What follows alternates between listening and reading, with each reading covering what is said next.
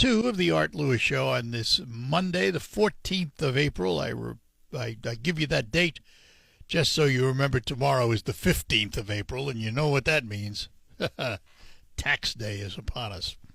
We have a special guest in studio with us, returning for another visit this morning, and he is State Representative Amos O'Neill. Good morning. Good morning, my friend. How are you? We're doing well, Amos. Good to see you. Good.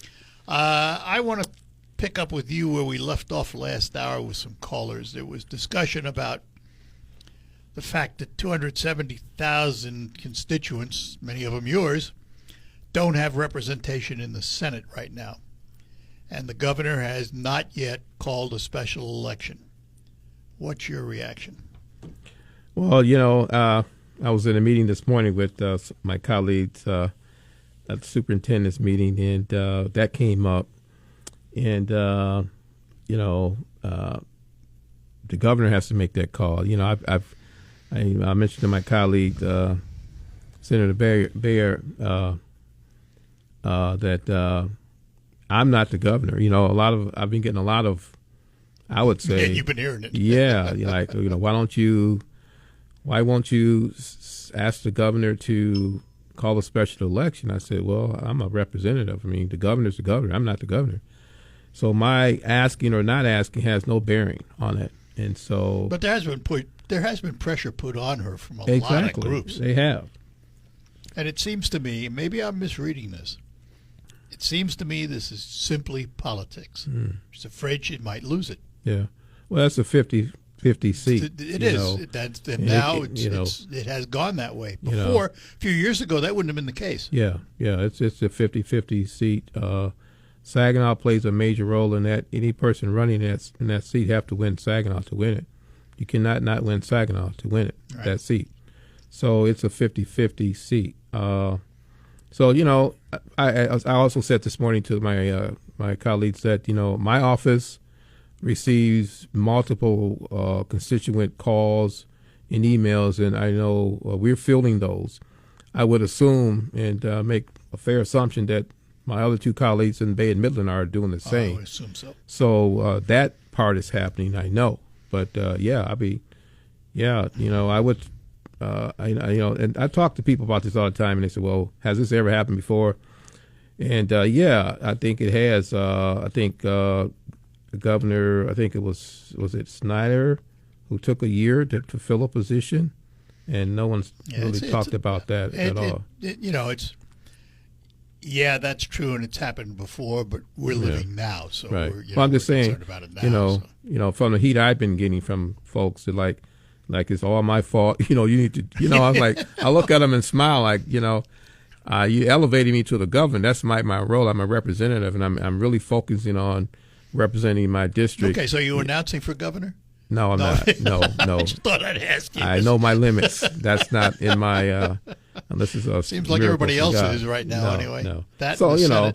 I mean, we all need to be represented. I get that, but I'm not. I can't wave a magic wand and say, "Governor, do it." She's the governor. So. Yeah, but we have. There has been a lot of. I mean, right. The chambers of commerce has really put pressure on. Yeah, the whole community, the chambers, the county commissioners, and I mean everybody. I mean, so it's up to her to respond to that. Yeah, and of course, to the rest of the state, big deal because they're not involved in it. Yeah. So, and you look at the timing too. This is April, so we're almost halfway through the first year of the first cycle. And so, that I would assume for those considering that would have a bearing on, your decision. Do you get a free run? And, if it was earlier, it'd been a free run for any representative.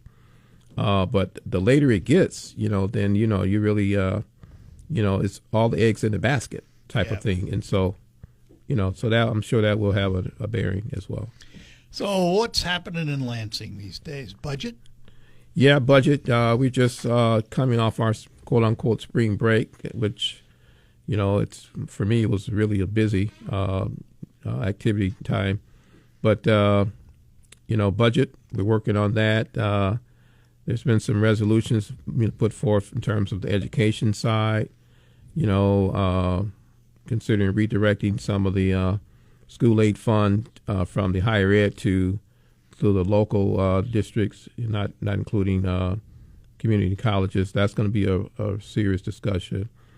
You also know that there's been some bills put forth to put the decision of the Michigan Department of Education head, in a different category. So that's going to be some discussion on that, both sides. So there are a lot of moving parts. You got the transportation legislation that was put forth before we broke for the spring break. When we get back, I'm sure that's going to be a top priority as well. And so on that one, I mentioned this morning to the superintendent that, we all want our roads fixed. Obviously, there's been a lot of major investments on our state highways, but local funding for roads has been a debacle for decades. It hadn't just happened.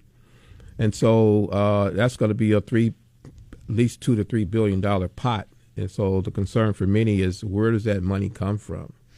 The Republicans have put forth a plan to use pump tax entirely and make up the difference elsewhere. Yeah. What do you think? So the elsewhere, that's the question. Elsewhere where? Where does it come from? Well, I have to ask you this. They're talking about, what, an $84 billion budget? Yes. Which is pretty amazing. Do we now have $84 billion in income? I wouldn't say that, but I do. Going back to our earlier conversation before we came on, in terms of we all want to. I think we can agree on this. We all want to, minimize waste and reduce overspending. Whether I would fair to say whether you're Democrat or Republican, I'm a Democrat, and I'm for that. So it's just how you go about doing it. We talked earlier about even federally, some of the things that are happening. It's like you're using a hatchet versus a scaffold. A fine, yeah. And so same there. Fine, let's go for it, but let's do it in the methodic, thoughtful way to reduce and cut back on waste and misuse of dollars. I mean, I can't argue with that, but it's how you go about doing it. And the uncertainties. But you have to start. You have to start, but you have to think about the impact. Let's think about our small businesses. Okay. Now, if you don't have disposable income, just a general average middle class and even below middle class people who are working, you don't have any disposable income, then that means you're going to hold on to your money. Businesses as well. And so what does that do for our economy? It collapses, and then you go into recession. Is that good? No, it isn't. And so you got to think about the short-term and long-term implications of every decision we make in terms of trying to right-size the budget, the government, et cetera, to make sure it's not unintended consequences. Let's take our manufacturers, for example. I'm hearing a lot about that from our partners in terms of the impact of the tariffs. I've had 3 meetings with Canadian and Quebec leadership from our Canada-U.S. relationship that I co-chair. Senator Victory and I, we met with the Minister of Agriculture in Detroit, right there at the border on our American side, because they were concerned about the impact. And, so we were there, and it's important that we had that relationship that we can talk. And then we had some manufacturers even several weeks before that, talking about the impact of the manufacturing hub, aluminum and all those kind of items. And so there's some concerns, and Canada's our number one border partner, and so, again, we got to really consider the implications of these things. Let me take a break, and we'll come back, chat more with Amos O'Neill, our state representative. We will be back. Yeah. Silly cat. There'll be some cuts that we know. Even the governor, I give her credit for that. She did make that comment in her State of the State address to all of us, that there's going to have to be some cuts in this process if we're going to do this infrastructure road funding. Yet we have an $84 billion budget, which is way up from past budgets. Yet we have to talk about cuts. It's almost contradictory in a way. We're talking about $84 billion on the one hand and reducing on the other. Yeah. You know, this issue in terms of budgets, you know, it doesn't matter who's in office. There's always some budgets increases, reductions. You know, again, the pendulum we talked about is swinging far left or far right. But, you know, how do we get that pendulum to swing as close to the middle as we possibly can? That's where compromise comes in. You know, in compromising, no one always gets what they want. And I think that's really, we got to get back to that attitude that it's going to be some give and take on both House and Senate side, on the Democrat and Republican sides. It's going to be give and take. And that's where we should be. You know, that's my attitude, is always staying in the middle where we can swing light, you know, a little right or a little left, but stay close in the middle. But that's the way it has to be. Yes. That's the way this country was founded. Yes. If the founding fathers didn't compromise, we wouldn't be sitting here. Exactly. That's it. And we have to remember that. Art, when you think about the beacon of hope for the entire world is America. Think about that in terms of what we stand for, what we represent, and the opportunities for you know, folks to come over and just make a good life. We are a country of immigrants. Just think about that as well, right? Legal immigrants. Legal immigrants. But people came to America to find a better life, right? And they did. And the other part of that is proof of what you said is this recent tariff crisis that we're going through. Yes. President Xi of China told the rest of the world to ignore the U.S. And what did they tell him? Not so. 75 countries have come to the table wanting to negotiate. Okay. That just proves the point of how important our economy is to the rest of the world. We are the leader in the world, and we have to maintain that. And on top of that, you know, like you said, our forefathers, you know, they built this democracy platform for us to follow. It's like a roadmap.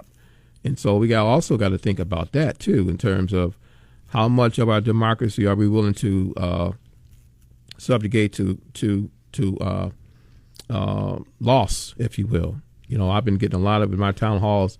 People are really concerned about many things, but they also talk about this is an era where, you know, we're the free America, the free, you know, land of the free. But the democracy that we stand on is a lot of people feel it's being diminished. Well, but it's not a pure democracy. It's a representative democracy. And my feeling is there are enough checks and balances that I think democracy is pretty secure in this country. Now, that's my estimation of it. Well, I'll share some stuff from my town halls. A lot of people are, honestly, when I say a lot, that means, you know, that means some folks that are in my circle that comes, right, both Democrat and Republican. I tell you, my last town hall, I had more Republicans than I had Democrats, and they were concerned.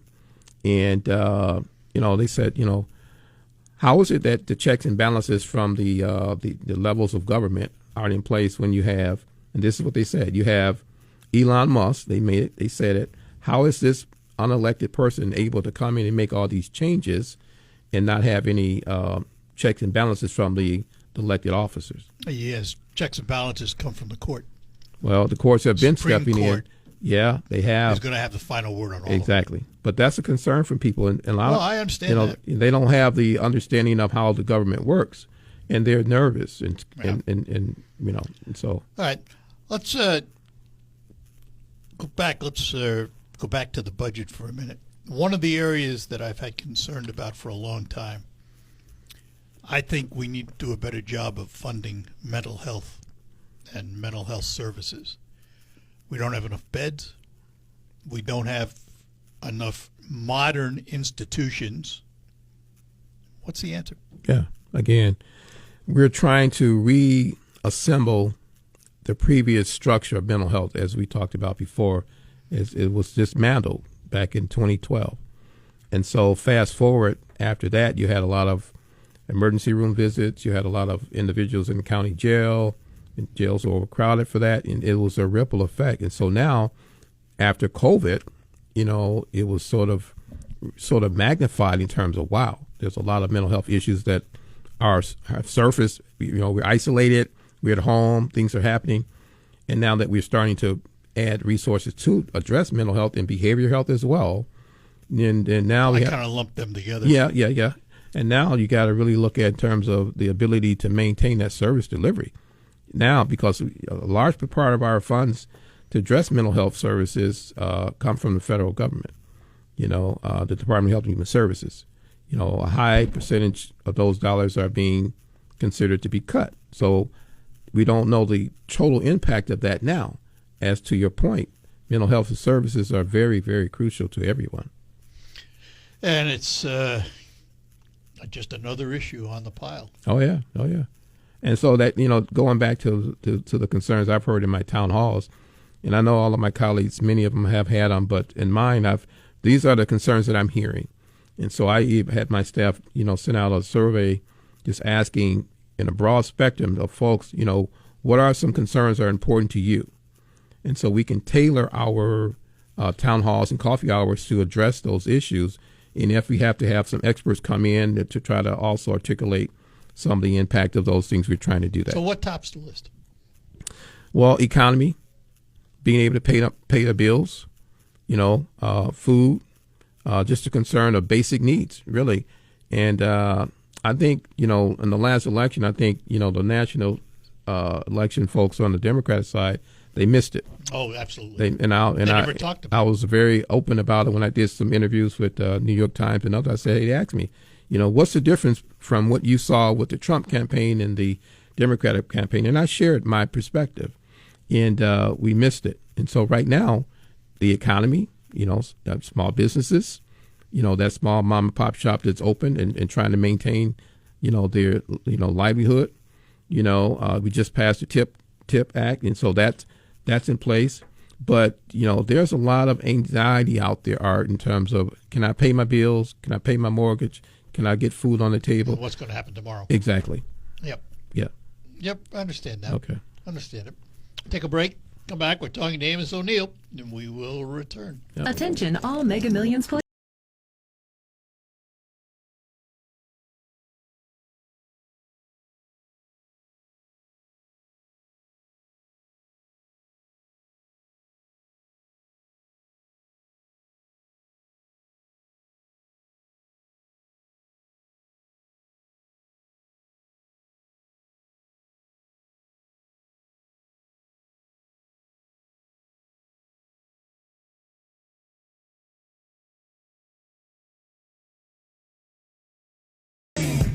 All right, we're back with you. And in studio with me is State Representative Amos O'Neill. Representative O'Neill had his office do a survey recently. I know you're waiting for her to send you some results of that survey, but what was your impression of it? Were you surprised by anything?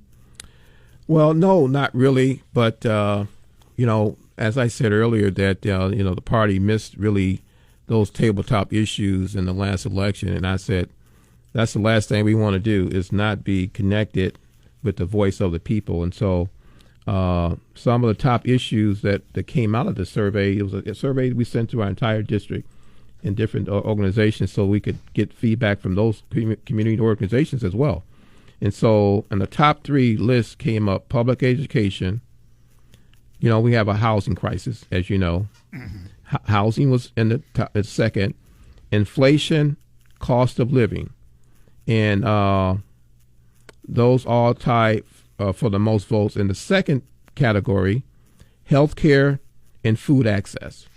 So these are not new? They're not new. Been around forever. Exactly.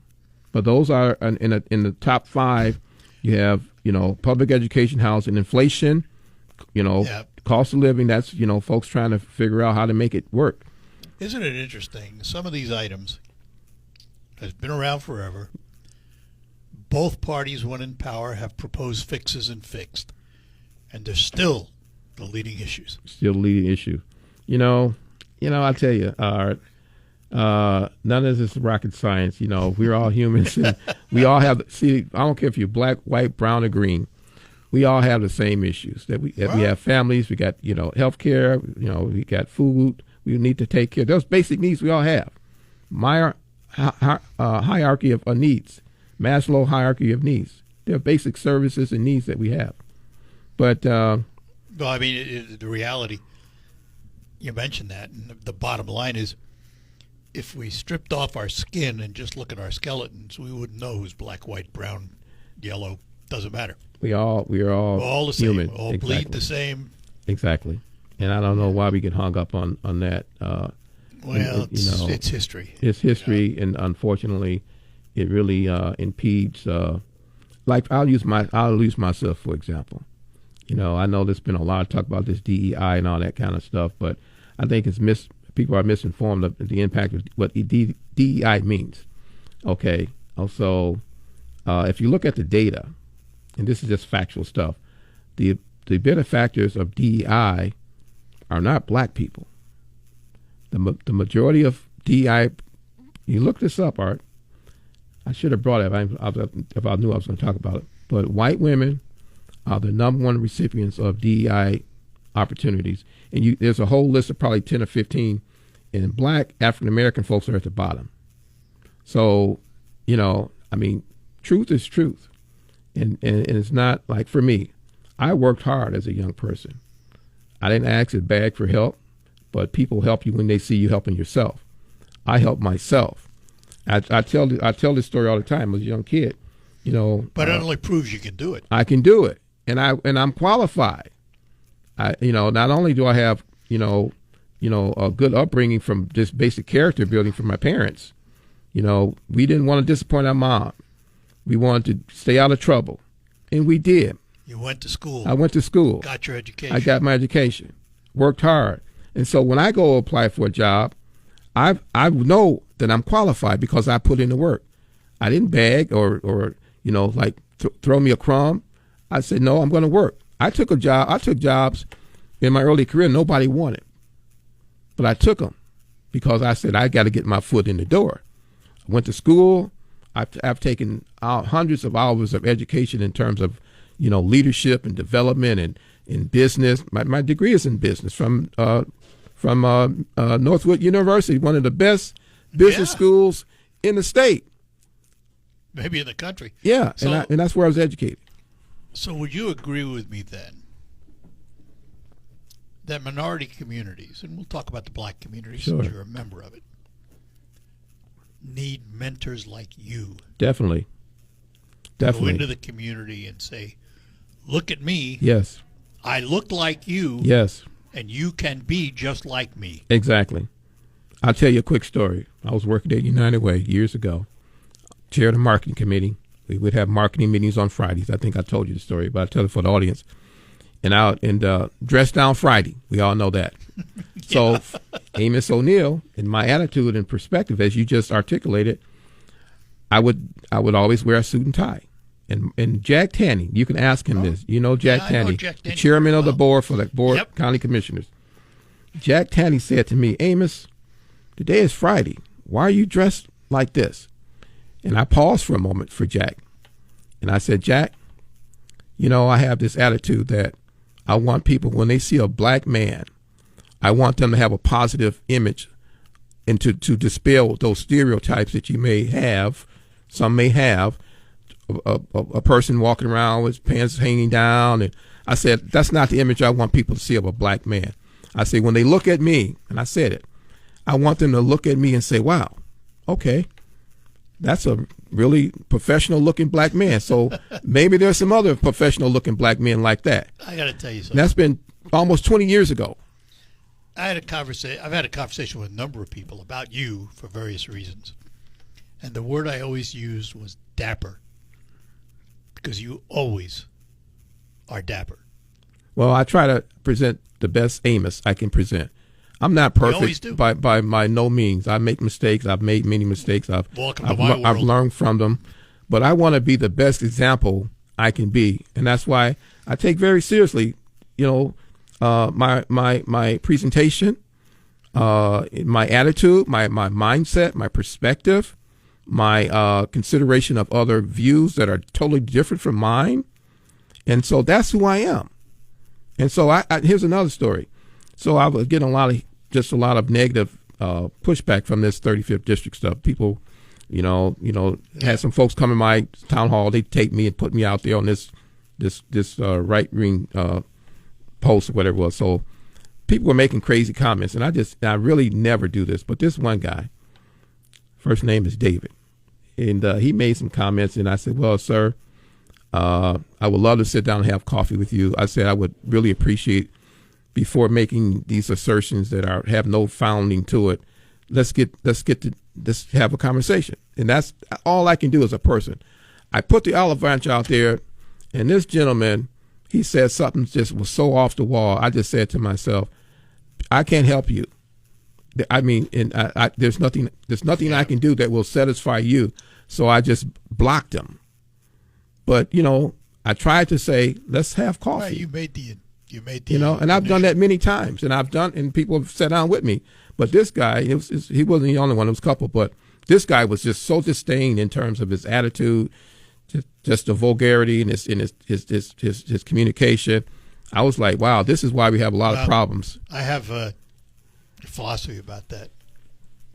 People who try and shout you down somehow think that talking louder makes them right. No. People who use vulgarity haven't got anything else to say. All right, we're better than that, and I try to exemplify that too. We're better than that as Americans, as human beings. We have to be better. Yeah. You talk about the kids. That's how you started this conversation. The image. We have to show our kids, black, brown, green, or brown, yellow, that we have to have a dignified approach to everything. We have to present ourselves professionally with kindness and consideration for others. And what's wrong with being loving and kind and considerate? We need more of it. That's how I was raised. Yeah, me too. We're going to take a break. Come back. Amos O'Neill, our guest. Service. Here on WSGW, talking to State Representative Amos O'Neill. We got off on a very important track. We're talking about human relationships and all of that. But those relationships are just as important in politics. Yes. How you interact with your fellow representatives on both sides of the aisle dictates how they react with you. Exactly. And it's sort of a continuation of who you are as a person. And this is something I always say, you can't be what you're not. And it's simple. True. You can't be what you're not. So, be yourself, be honest. I have a great relationship with Mark Tisdale. I've said this before. He and I are the co-chairs of the bipartisan caucus. I'm a Democrat. He's a Republican. And Mark and I, we communicate often. I mean, I'll send him some information. He's a good historian. I said, you miss your calling, Mark. And but he'll respond with some facts that I wasn't aware of. And I said, well, thank you for your clarity, my friend. And this goes on all the time. But that bipartisanship is so important to coming to a consensus and collaborative outcome. And you know what's negative about that? What? We don't hear about it. You don't hear about it. It's not in the news. It's not in the news. Nope. But it happens. And so, that's a part of who we should be. And I think I don't care if you're a Democrat or Republican or independent, you expect us as lawmakers to, you can hash it out, but you expect us to work and bring the results home in terms of issues and legislation that's small business and support, all those issues, education, mental health, as you talked earlier, and these tabletop issues that's a part of our survey that folks are concerned about. We gotta figure it out. Are we going to be perfect? No, we're not. And so don't demonize us and throw us against the brick wall and say, just because you're a Democrat, you're the worst scum of the earth. Yeah. That's crazy. Has the split legislature, being Republican on one side, Democrat on the other, House Republican, Senate Democrat, has that changed the tone of the conversation any? Is there more of an attempt now for bipartisanship? Because there has to be. It has to be, because you just can't. And I think really, you got to have ability to have a pause. If you just have straight, and if it happens, if you just have straight Republican House and Senate, then there's no need for you to talk to me. And if you have straight Democrat House and Senate, there's no need for me to talk to you because you can just run your agenda and say, who cares?